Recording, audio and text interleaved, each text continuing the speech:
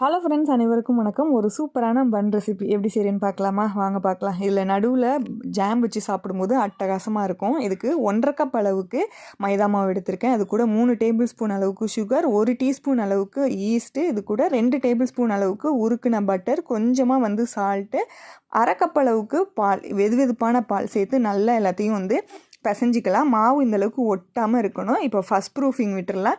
இப்போது இதை ஒரு 3/4 மணி நேரம் 45 நிமிஷம் விட்டுட்டோம் அப்படின்னா இந்த அளவுக்கு ரைஸ் ஆகிருக்கு பாருங்கள். இப்போ ரைஸ் ஆனதை திரும்ப செகண்ட் ப்ரூஃபிங்கோட போகிறோம்.